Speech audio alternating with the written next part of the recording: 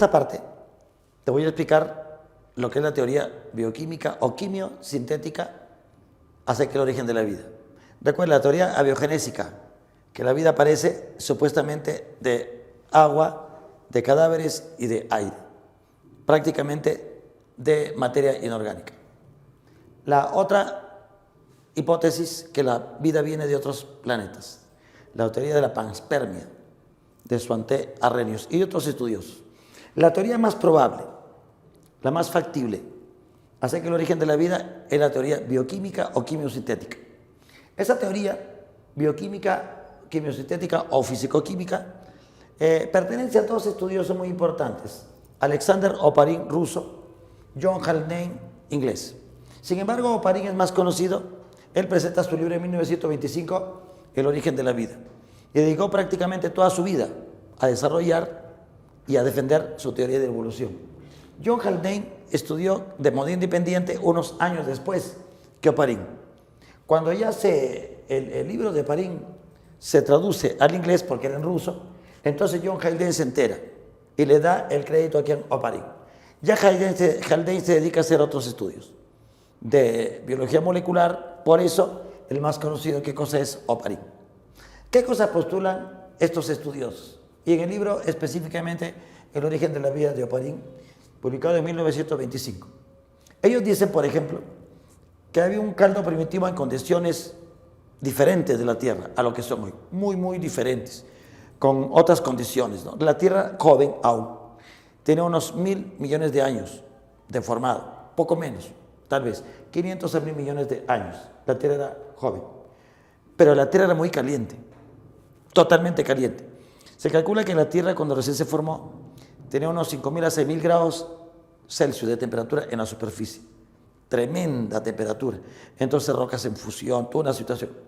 Pero como había agua ya, la Tierra se fue enfriando. Esto demoró millones, cientos de millones de años, poco a poco. Hasta que por fin se pudieron formar unos cuantos charcos, ¿no? Una especie de sopa, a lo que le han llamado ellos el caldo primitivo. Ese caldo primitivo, con charcos muy calientes, tenían algunas moléculas fundamentales.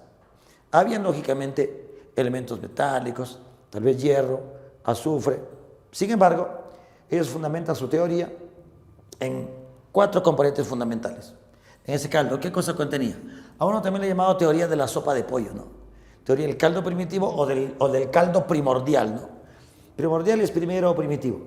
Había agua de todas maneras en ese caldito. Había hidrógeno libre que determinaba una atmósfera reductora. Había metano y había amoníaco, fundamentalmente. El oxígeno, mira que no estaba en forma de agua, pero no libre, no había oxígeno molecular. A estas moléculas primeras le han llamado moléculas primigenias, pero comenzaron ¿a qué? A reaccionar. Reacción. Pero para que se hagan estas reacciones, las condiciones primitivas eran distintas. ¿Cuáles eran las condiciones de esa tierra en esa época? Primero, alta temperatura, altísima temperatura. Por lo tanto, este caldito hervía. Muchísima energía cósmica y también todo tipo de radiación y radiación ultravioleta, directa, porque en esa época no había capa de ozono. Entonces ya tenemos energía, alta temperatura, radiación ultravioleta y tormentas eléctricas. Tormentas eléctricas. Esos factores físicos actúan como catalizadores de las reacciones, acelerando el proceso. Energía, imagínate, radiación ultravioleta, tormentas eléctricas. La atmósfera era reductora, es decir, que había muchísimo hidrógeno libre, mucho hidrógeno libre. No había oxígeno libre, ni tampoco capa de ozono. Por eso, la radiación era directa. Entonces ya te imaginarás, ¿no?, cómo será esa tierra, tremenda, tenebrosa, tal vez, ¿no? Mucho calor, mucha energía, muchísimas reacciones. Una atmósfera tremendamente distinta, ¿no? Imagínate sin oxígeno. ¿Qué tal la atmósfera, no? Pero se dieron reacciones. Si imagínate cuando hacemos hervir un poco de caldo en la cocina, hay reacciones químicas. Si dejas más tiempo la carne, pues se deshace. Si dejas mucho tiempo por ahí, las sustancias químicas se van cambiando. Imagínate la Tierra durante millones y millones de años, cambiando. Se produjeron, ¿qué cosas? Reacciones químicas. Se produjeron reacciones químicas durante millones de años. Reacción tras reacción tras reacción. Estas moléculas entonces sencillas, llamadas primigenias, comenzaron a cambiar. Tal vez se lograron formar aminoácidos. Oparin va explicando las reacciones una por una. Si leen el libro de Oparin del origen de la vida, si conoces un poco de química, tecnicidad de química, vas a comprender las reacciones que son bastante puntuales y razonables, ¿no? Coherentes. Poco a poco, cómo se van formando aminoácidos. Tal vez se han formado, ¿qué cosa? Ácidos grasos, ¿no? Ácidos carboxílicos, que hoy los conocemos. Ya, no se sabe exactamente cómo fue. Tal vez se han formado, ¿qué cosa? Algunas pentosas, ¿no? Algunos azúcares, pero muy sencillos, ¿no? Tal vez ribosa, y continuaron las reacciones. Oye, se produjo entonces polimerización. ¿Qué polimerizar? Unir. Entonces, se habrán formado después, ¿qué cosa? Proteínas. En millones de años, ojo, que esto no fue rápidamente. Reacción tras reacción tras reacción. Tal vez se formaron ácidos, ¿qué cosa? Ácidos nucleicos. Todo apunta que los primeros ácidos nucleicos formados fueron de ARN. El ADN aparece posteriormente, lógicamente. El ARN más sencillo es una sola cadena. El ADN tiene doble cadena. Entonces, se van formando moléculas sencillas, luego moléculas más simples. Aparte que el ARN es totalmente inestable, el ADN es más estable. La estabilidad en la ganancia de las moléculas es un factor importante, incluso en la selección. Primero química, después de los seres vivos. Entonces, hay selección. Las mejores moléculas, las moléculas más estables, las que pueden copiarse con mayor facilidad, van quedando. Y ese caldo primitivo se sigue llenando ¿de qué? De moléculas orgánicas. Tal vez, en esa época, ¿qué cosas se han formado? Lípidos y otros azúcares, ¿no? Azúcares ya más complejos, de repente más grandes. Entonces, el asunto es que van cambiando y se van empaquetando. Se van formando, ¿qué? Agregados supramoleculares. Esos agregados supramoleculares consumen lo que hay por ahí, consumen la materia que se va formando, consumen. De repente, se puede lograr autorregulación. Capacidad muy sencilla de replicación, de transcripción, o sea, formar copias primero del ADN y formar por ahí, ¿qué cosa? Alguna proteína. Ya hay una capacidad simple, primitiva, fundamental, básica, pero ya la vida se iba, ¿qué cosa? Asomando. Todavía no eran seres vivos, eran moléculas, pero ya más complejas, que metabolizaban, crecían, formaban, se desarmaban, se ensamblaban, se autoensamblaban. Hubo autorregulación y autocatálisis. Es decir, que ya no necesitan factores externos que aceleren el proceso. Ahora forman sus propios factores para regular sus propias reacciones. En millones de años. No fue en un día. Esto hay que recalcarlo bien para que no se vean equivocados. Hubo autocatálisis. Se logró alguna membrana. Se logró algún componente que se diferenciaba del medio. Esa membrana tal vez había sido elaborada ¿por qué? Por lípidos. Tal vez se volvió ¿qué cosa? Proteína. Tal vez se volvió ¿qué cosa? Ácido nucleico. Todavía no era vivo. A esta entidad primordial, muy simple, de un paquete o agregado supramolecular, Oparin le llama coacervado. Para muchos estudiosos también le llaman protobiontes. Es decir, protobiontes son las primeras entidades prebiológicas. Al protobionte, a esta entidad con membrana, con algunas moléculas proteicas y con alguna capacidad de autorregulación, le ha llamado entonces protobiontes y Oparin le llama a esa coacervado.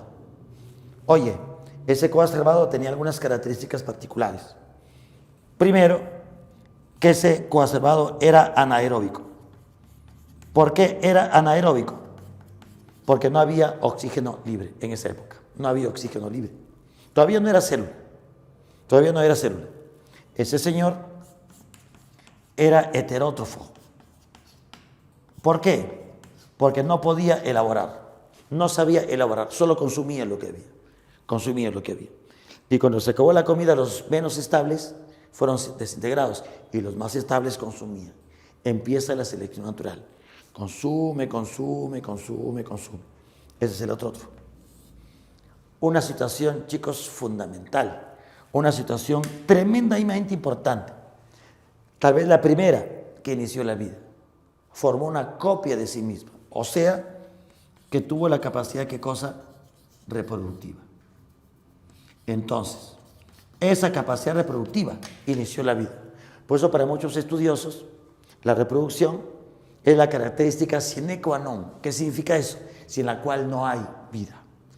Puede metabolizar, puede crecer, pero si no hay esa capacidad de formar copias, no es vida. Forma una copia, luego 4, luego 8, luego 16. Y esos caldos primordiales, esos caldos primitivos de los océanos primitivos se llenaron y se llenaron de qué cosa? De conservados. ¿Cuándo pasó eso? Aproximadamente hace unos 3.600 millones de años. Tremendo tiempo. Bueno, se calcula que más o menos fue esa. Entre 3.600 y 4.000 millones de años se asume. Tremendas reacciones. Las células aún no se habían formado. Las células aparecerían después. Posterior a eso, aparecerían las primeras células procarióticas, anaeróbicas, heterotróficas. Posterior a eso, aparecieron las cianobacterias primitivas que comenzaron a liberar, ¿qué cosa? El oxígeno, formando recién una atmósfera oxidante. Y recién después aparecen los seres aeróbicos. Y así fue la secuencia.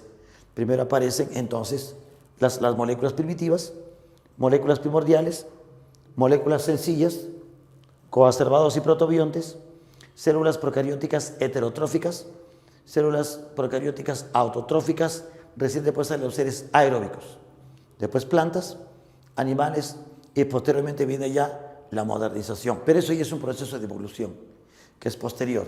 Se forman los seres y se van seleccionando. ¿Te das cuenta? Tantas características y este señor fue lo primero que apareció hipotéticamente. A partir de ahí, la vida se abre curso. A través del tiempo también se han tratado de mostrar. En el año 1953, en la Universidad de California, un estudiante, Stanley Miller, propone a su director, Harold Urey, hacer un experimento para demostrar. Entonces, en medios de laboratorio, vamos a hacer un esquemita muy sencillo. No significa que así fue exactamente, el laboratorio fue tremendo, ¿no? Pero es un esquemita muy sencillo para entender. Ellos demostraron en parte que este postulado no solamente es factible, también es probable. ¿Cómo hicieron entonces? Colocaron las condiciones primitivas de la Tierra, un ambiente cerrado, un ambiente hermético, las sustancias sencillas, de las que formaba parte la Tierra primitiva. En este caso, ¿qué cosa pusieron a calentar? Imagínate un mechero Bunsen en un soporte universal, lógicamente, este es un esquema con balones. ¿Qué cosa debían contener? Las moléculas sencillas, agua, amoníaco, hidrógeno, por ejemplo. Entonces, ¿qué cosa hicieron? Hervir, hervir, hervir. La finalidad era simular las condiciones primitivas. O sea, simularon en el tiempo, o sea, viajaron al pasado en laboratorio. ¿Cómo van a ser las condiciones primitivas? Y comenzaron a hervir. Le pusieron calor, mucha energía. Esto hervía, hervía. Los vapores se van liberando, se van mezclando. El calor es un catalizador excelente y se van recogiendo las sustancias químicas. Los primeros días no aparecieron nada. Mira ahora, hay un lugar donde se aumenta, ¿qué cosa? El metano. Entonces los vapores calientes reaccionan con el metano. ¿Y qué se le pone? Los electrodos para simular, ¿qué cosa? Las condiciones eléctricas. Electricidad. Se le pone radiación ultravioleta. Ya tenemos calor, tenemos energía, tenemos las descargas eléctricas como catalizadores simulando la condición anterior. Las moléculas se enfrían. Hay un tubo refrigerante, agua ingresa, sale, se enfrían y se comienzan a condensar los componentes. Se van formando poco a poco. Después de muchos días de experimentos, se recogieron algunas sustancias químicas. Ahora analizar. Por fin, ¿qué cosa habremos logrado? Dijeron. Después de todo ese experimento, lograron, por ejemplo, acetaldehído. que es la base para formar a los lípidos. Tiene dos carbonos, se junta con otro, con otro, con otro, se forman ácidos grasos, que son los precursores de los lípidos. Los lípidos son precursores de las membranas, con fosfato y otras sustancias, y las membranas rodean a las células, y de ahí la vida se puede originar. Se formaron unos cuantos aminoácidos como glicina, y unos cuantos aminoácidos más. También se logró ribosa. Es decir, algunas moléculas orgánicas se formaron de esta manera en laboratorio. De este modo, Stanley Miller y Harold Urey demostraron en parte que la teoría quimiosintética no solamente es factible, sino probable, como te decía. Se han hecho experimentos luego, ya incrementándole qué cosa, azufre, hierro, otros componentes, ¿no? Y en la actualidad se han logrado en laboratorio prácticamente sintetizar los 20 aminoácidos. Se han logrado sintetizar ya muchos componentes en la actualidad. Entonces, la teoría de la que hemos conversado, la más probable y factible, es la teoría bioquímica de Alexander Oparin y de John Haldane, demostrada experimentalmente y en parte por Harold Urey y Stanley Miller. Hasta ahí con las teorías acerca del origen de la vida.